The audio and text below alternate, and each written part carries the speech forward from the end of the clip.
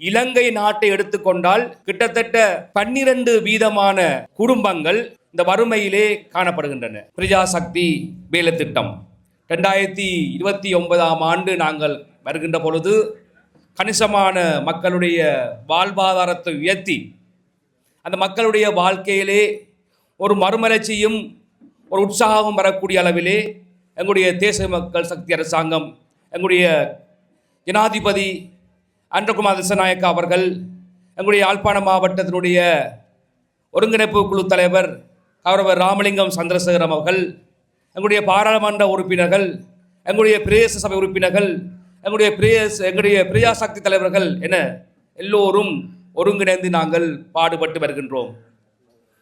எங்களுடைய அரசாங்கத்தினுடைய 3 வேலை திட்டங்களிலே முதலாவது வேலை திட்டம் கிளீன் ஸ்ரீலங்கா வேலை திட்டம்.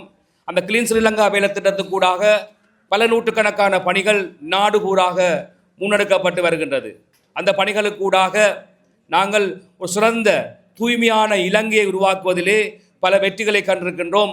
அந்த பணிகள் தொடர்ச்சியாக முன்னெடுக்கப்பட்டு வருகின்றது.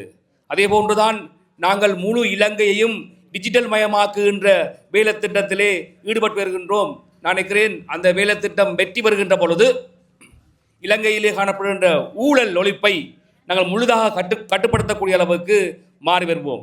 வெளிநாடுகளிலே வாழுகின்ற மக்கள், குறிப்பாக ஐரோப்பிய நாடுகள், ஆசியாவிலேயே சிங்கப்பூர் போன்ற நாடுகளிலே இந்த டிஜிட்டல் பொருளாதாரம் டிஜிட்டலைஸ் படுத்தப்பட்ட நாடுகள் பல வகையிலே இந்த ஊழல் ஒழிப்பதிலே முன்னேற்றம் கண்டிருக்கின்றன.